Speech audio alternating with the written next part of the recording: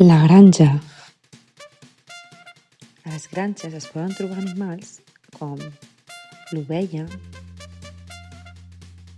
La cria de l'ovella es diu xai. L'ovella ens dona la llana. La vaca. La cria de la vaca es diu vedell. La vaca ens dona lactis i carn. El conill. El conill ens dona carn. La gallina. Les gallines tenen pollets. Les gallines ens donen ous. El gall. El gall ens dona carn. La cabra. Les cries de les cabres es diuen cabrits.